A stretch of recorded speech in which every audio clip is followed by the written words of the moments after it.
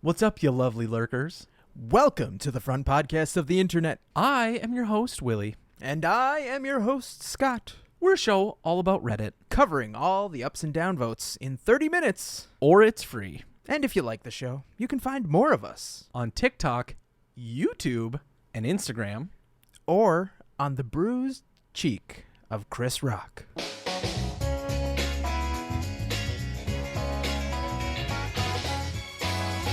Well, Scott, this episode goes up right at the end of March. And oh boy, I think you and I, as we were prepping for the show, realized that there wasn't much on Reddit this week. But wait. I mean, there wasn't a lot that we haven't already covered. Yes, there is still a war in Ukraine. Yes, the pandemic is still kind of going on, according to some people. Yes, Supreme Court justices' wives are still trying to... Oh, wait, we might talk about that in the show. But if you want the real beef that's going down, a bunch of multimillionaires were in a room, and one of them assaulted another one, and nothing happened. I mean, something happened. I think it's now being heralded as the slap heard round the world. And before we get started, what is Reddit saying about the slap that has rocked the world? That is Chris Rock to the world. Well, Reddit has several things to say, as this was probably the biggest cultural moment we've experienced in the past month. There are several different subreddits that all jumped on this hype train. But to bring it to a more personal level, like I was just sitting on the couch looking up stories for today's show, realizing that, man, this is going to kind of be a slow week again. How can we make this funny? What can we spin? Trying to come up with some game strategy. And I texted my buddy. I was like, hey, the Minnesota Wild won, yay, exciting. And he's like, yeah, great for us. But did you just see what happened at the Oscars? And I was like, no, I saw, like best whatever. And he just said, oh, like nothing else. And so I immediately go back to Twitter and nothing's loading. Like all of the pictures are blanked out, and I throw it in airplane mode for 10 seconds. I try to figure out, is it me or is it Twitter? I update the app. I come back, and the top trending thing is what just happened. And so I tap on it, and then there's just a bunch of people talking about an interaction between Chris Rock and Will Smith, but nobody has posted any video yet. And it's just like, was that real? Is this a real thing? Was that scripted? Is this a plant? Like, what's going on? And so I have to wait 2-3 minutes, kind of like jumping back and forth to figure out, okay, there was some sort of physical altercation. Where is the video? What about you? You know me. I have a very early bedtime. Yeah, so I like to go to bed. and- I like to try to be asleep by about 8:30 my time. So I think at that point I had my phone sitting on its charger, and I had the ABC app playing the Oscars, and mainly because I wanted to see what was happening. And while I'm drifting in and out of consciousness, the one other like peek behind the curtain for my life is that this entire weekend I had food poisoning or a stomach flu, something. It's just, I lost 5 pounds. Do with that information what you will. It was all that queso blanco from last week. Oh, God, no. I remember falling asleep, I think after Best Supporting Actor. And I fell asleep with my headphones on. I wake up in just this stupor to hearing Will Smith in tears giving his acceptance speech for winning Best Actor. And if that's all that had happened last night, I'd say it would have been a pretty good Oscars. Maybe not revered, but pretty good. But in that moment, Scott, I was like, man, he's going on for a long time. He's really emotional. This movie must have been really great. King Richard must have been a really great film for him to be this emotional about it. Zero context as to what happened. Not realizing that this was just moments before winning his award that he got on stage and slapped Chris Rock. So I fell asleep. I wake back up the next morning. my phone was blowing up and I was like, I don't know what any of this is. Because naturally I wake up in the morning and there's tons of texts because everybody around me is awake way longer than I am.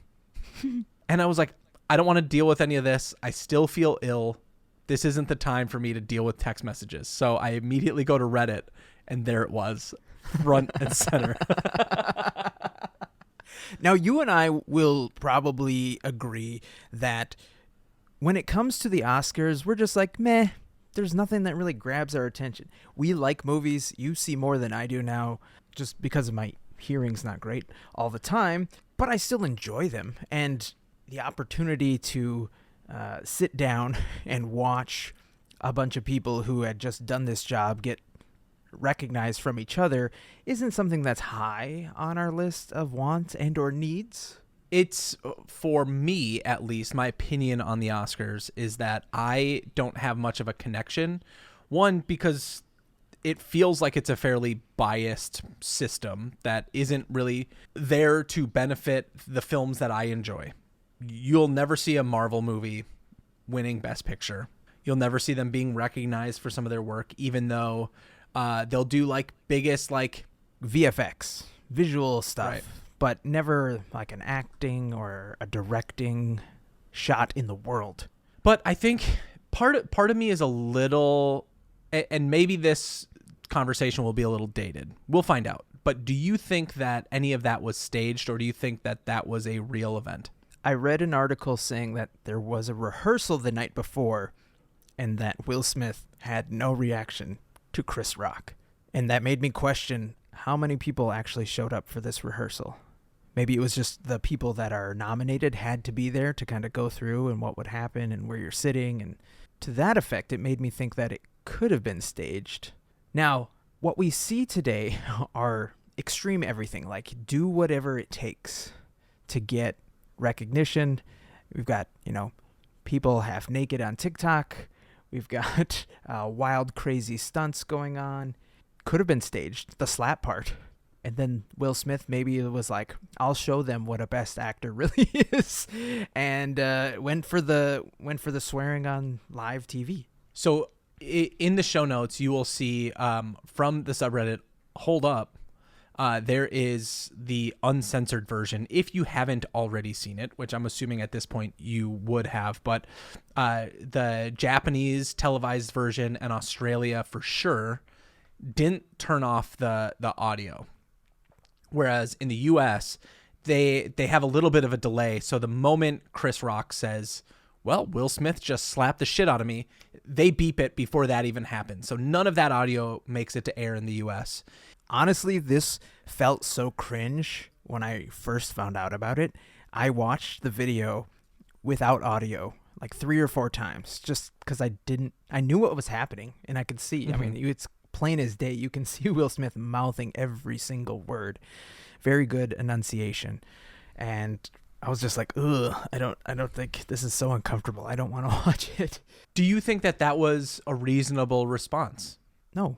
He was not an adult at that moment. He was out of his mind. What do you think he should have done? Because I have a post from white people Twitter, of all places, maybe kind of the worst one that I could bring up in this moment. But I have a response that I think is a really I have the same one response. I have the same one. Yeah, we chose the same things this week. But he could have just like gave a big thumbs down, booed, done something like that, and then talked it over after the fact. Beat his ass in the back. And then, yeah, maybe like got into a fight in the parking lot. I don't know. If you really need to do it, I guess. I don't think that if you're somebody who is a representation of what the best could be, if that's the person that you're trying to be, is a representation of everything somebody can be, that you should resort to physical violence because you didn't like the words somebody said. There's Are clearly they hurtful? Yeah. No, they were. And, whether it was a targeted attack or not, he said something that Denzel mentioned to him. Whenever you're at your highest, that's when the devil comes for you, which I'm sure he was just a bundle of nerves on top of everything else that he might have going on in his life.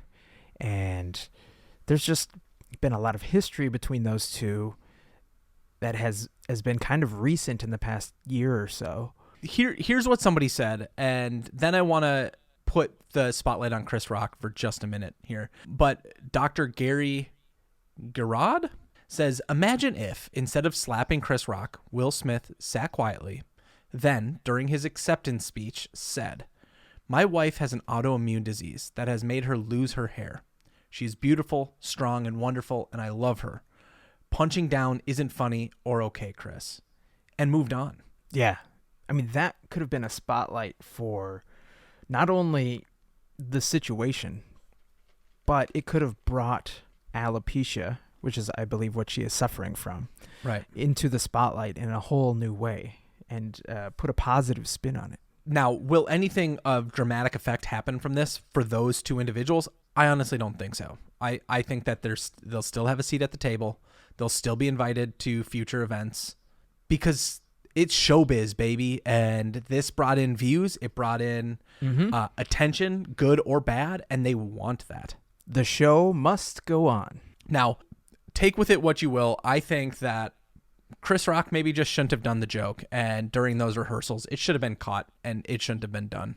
Speaking of things that definitely shouldn't have been done, this week in Today I Learned that in one bestiality case in colonial Plymouth, 16-year-old Thomas Grazer was forced to point out the sheep that he had sex with from a lineup. He then had to watch the animals be killed before he himself was executed. What the fuck? Oh man, top comment. Good idea. Kill all the sexy sheep.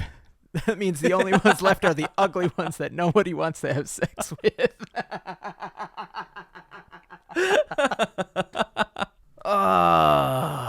Man, we've come a long way, haven't we? I think that guy came a lot more than us. Gee. Now, Willy, you can be anybody that you want, right? Like that's what we grow up learning. You can be president. You can be a CEO. You can be an Olympian. Yes, Scott, because I am a white male. You can be an upstanding citizen. Sarcasm for you new listeners. But he really is white. You can donate all this money to charity. You can, build roads and keep them up to date. You can, have a library or a school built in your name. But you have sex with one sheep. It has never crossed my mind. Oh? Ever. To think I'd put my dick in that. Why? What? Why? It's old. It's really old. And, people lived very far away from each other back in the day. So I'm just glad they made laws about it. Because honestly, can you imagine if there weren't? Yeah, I think this brings me back to my childhood. Go with me here for a minute. Oh, God. When you learn about new laws, sometimes, do you remember those little books? Like I had one of those books that's like weird laws that exist in different states, and you'd open it up and it's like, you can't wear a dress when you cross the street on a Wednesday, or you can't have ice cream in a day on whatever, right? Those BS. Yeah, you can't wear a duck as a hat.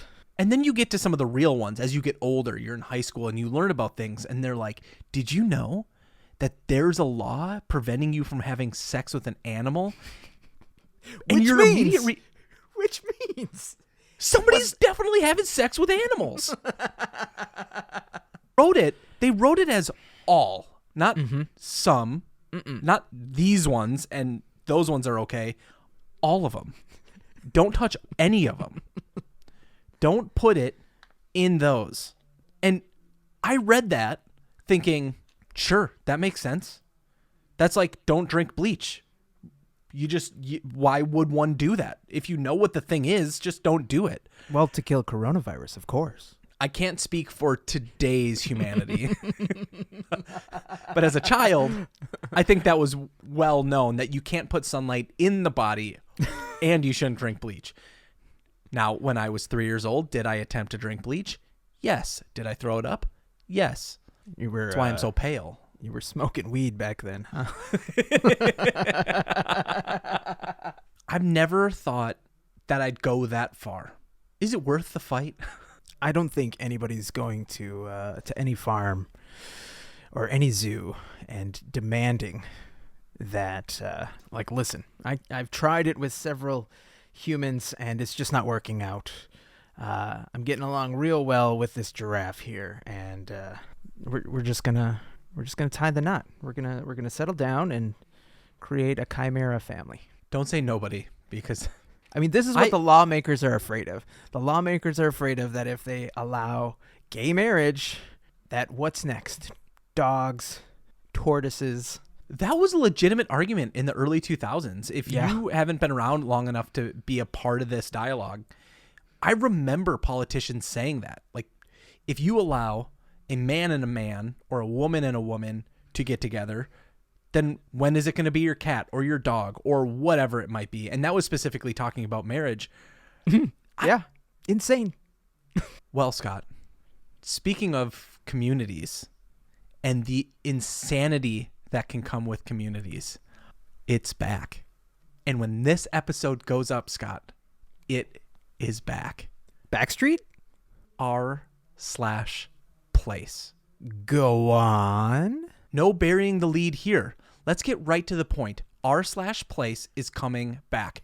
For the first time in Reddit's history, we're not only bringing back a past April Fool's experiment, but we're telling you about it early. Why? So you can stop asking us about it? No, so you can get excited.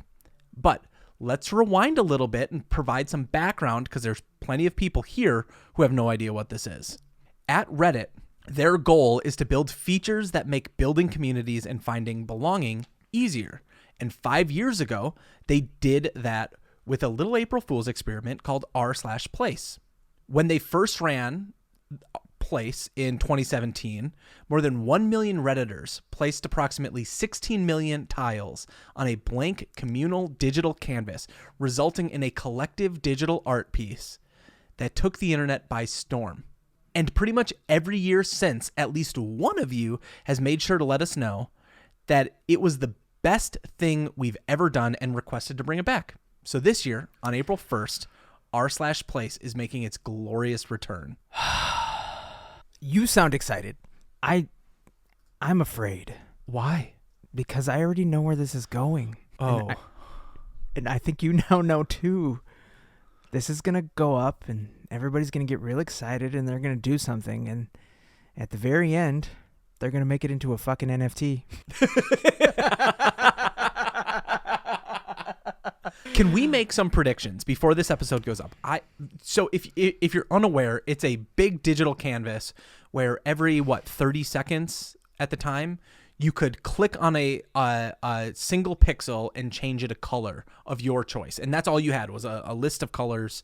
You'd go to a color picker, say, I want it to be blue, and then you'd click a pixel, and then that section was, or that pixel was that color. And somebody could immediately follow you and change it. And eventually it kind of looks like a digital quilt where people would make logos or, people's faces, works of art digitally in that quilt. Yeah, different Discord communities would gather and say, hey, for the next so-and-so, we're going to come together and we're all going to just focus on this section. So everybody focus on your pixel area and we're going to build out this logo and we're going to try and maintain it.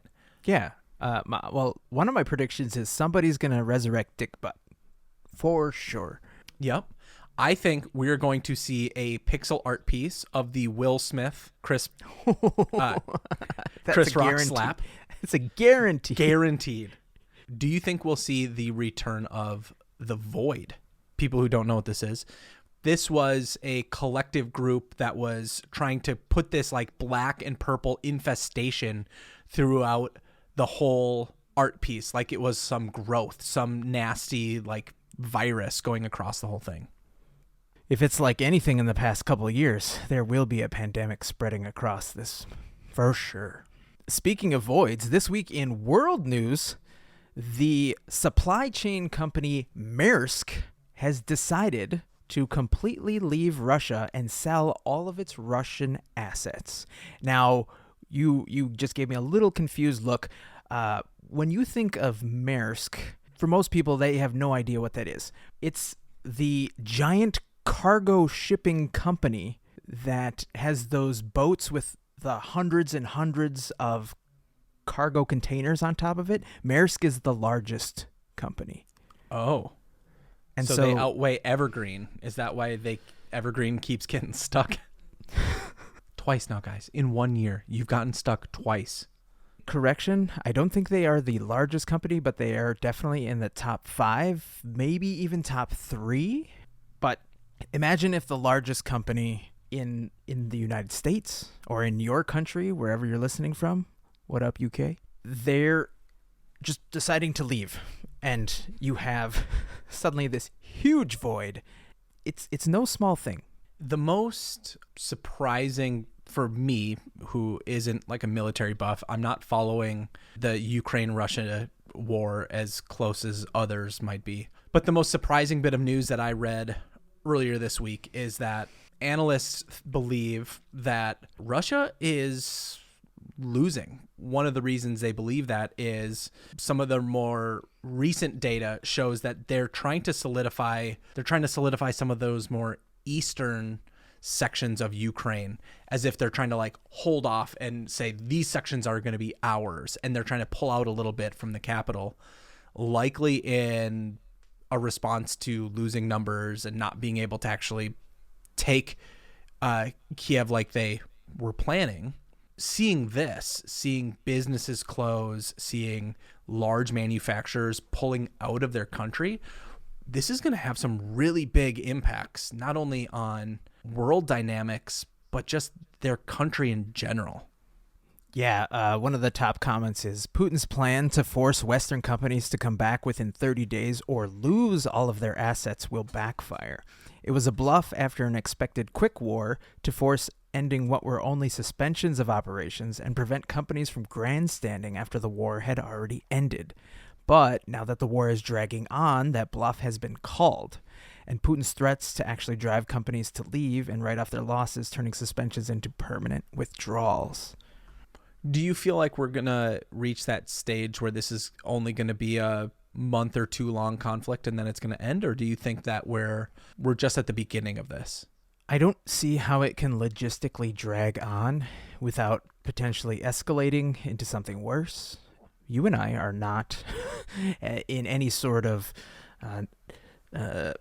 capacity to really talk about strategy or, world history or anything like that. But just from the things that we've read from other people who are much smarter than we are and much more educated, I would say that there's only a few moves left on the table. If we're just looking at this from game theory, you can advance more or you can retreat. I don't think he can stand still without forcefully being retreated. I suppose he could just do nothing and then be made to look like a loser, but what's worse? Retreating and trying to recoup some of your ego, or just getting humiliated on the world stage? Yeah, Will Smith, what do you think?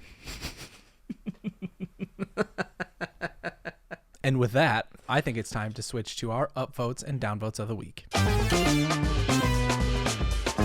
Last week, I brought you 2 upvotes. I had nothing negative to say. This week, I have 2 downvotes. Ooh, I might too. Ooh. Uh-oh. Just kidding, I got 1 and 1.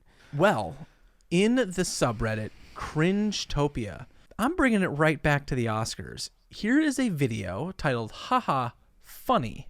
And if you saw one of the opening jokes of the Oscars, you saw Regina Hall make a reference to, hey, all you specific people that are not, attractive men. Hey, these attractive men, why don't you come on stage? Because I need to go give you a COVID test. So she talks about that. She objectifies these men, and then they get off stage. It was just a comedy bit that just went away. So she lingers just a little bit longer, and Josh Brolin and Jason Momoa come out to deliver one of the next presentations. And she pauses and says, oh, I should make sure you guys don't have COVID. So then she begins to give them a pat down. And you hear the crowd laugh. And you know what I thought in that moment? Flip it. Josh Brolin is leaving. he objectifies a bunch of women and gets a bunch of them wearing dresses to come on stage and says, hey, look at these. I'm going to go swab their mouth with my tongue. And then they leave the stage, and then 2 women come out, and then he objectifies them. This would be a totally different joke. Yet we just brush past this like this is not a joke about sexual assault. Yeah, equality is moving kind of closer and closer every single day. It's where we have to treat everybody the same. Otherwise, we just can't do it anymore. I'm gonna balance it out with a upvote for you here. This week in Made Me Smile, the original poster said, I, a 25-year-old male, told my parents that I went on a date with a guy the other week, and then they asked if they could tell my brother. We are not close at all and complete opposites, so I wasn't expecting a message from him at all, but he sent me this text message. It reads, Mom told us that you went on a date with a guy the other week. I doubt you want to make a big deal out of it, but I hope you don't find it too hard to tell us about it. See, the main thing is that you can find someone out there who makes you feel happy, whether it's a man or a woman. The days are gone where you need to worry about what people think about stuff like that. Life is too short to go around hiding who you are and pretending to be anything that you're not. I know I'm not probably the first on your list to talk about stuff like this, but we support you, and if you ever want to come up and have a pint and chat in the pub, then we can always try to work something out. Thumbs up. It shows the amount of progress that we've made as a society, that more and more examples of people with just a simple acceptance of you love who you love, just do it, we're proud of you, is becoming commonplace. I'm so excited. Well, I've got one more downvote for you this week, Scott. And this is a little video from the subreddit, Mildly Infuriating. This person, they're in their car. They have their video, and they face the video to one of the buttons on the dash that says sync. What would the sync button do? It would drown the car. I think after you see what happens, you would want to do the same thing. Sync is going to make sure that the AC or whatever temperature is set on one side of the car is the same as what's set on the other side of the car. You press that button and they both sync up with each other. Simple. Synergy. This has been a function of cars for years. It's like a circle, just like tires, which there are more of. The person presses the button, and then up on the screen, it says, the function has not been purchased yet. I saw this, and I have no idea why that's a thing. Now, as somebody who drives an electric vehicle that has lots and lots of paywalls, say its name. My Tesla... Did you know that all of the seats are heated seats? But I only have the front heated seats available to me unless I pay an extra $300 and then I fully unlock the rear heated seats. It seems very bizarre, but we got to find a way to squeeze blood out of a turnip these days. Or make every ingredient out of broccoli, cabbage, cauliflower, rutabaga. It's all the same thing. And finally, to end on a very, very sad note. This week in music, I was extremely saddened. I had a buddy from high school that I rarely talk to reach out to me and say, did you hear what just happened? And I responded with, I have no idea what you're talking about.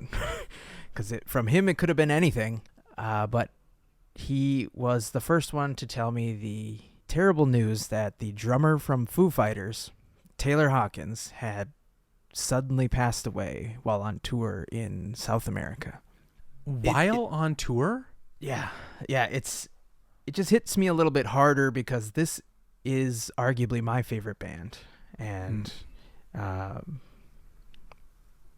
for those who aren't familiar, Dave Grohl, the lead singer and frontman of Foo Fighters, came from the band Nirvana, who tragically lost their lead singer to suicide way back in the day. And to this day, Dave still sometimes has trouble even talking about his days in Nirvana.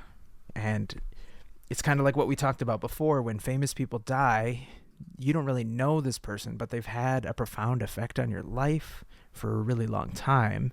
And you have, especially with music, this connection to these bands, and you just, your heart goes out to them because he was a husband and a father and a brother and a friend to all of these people.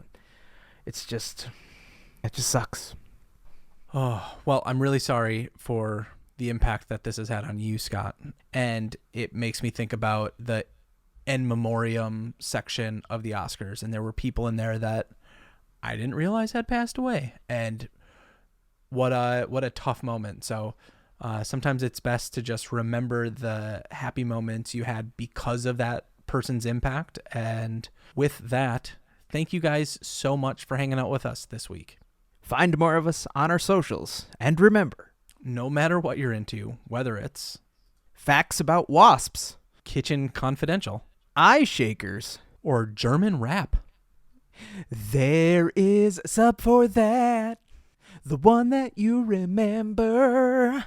There is a sub for that. It was a G.I. Jane jump. Keep my wife's name out your fucking mouth! Wow. Will Smith just smacked the shit out of him.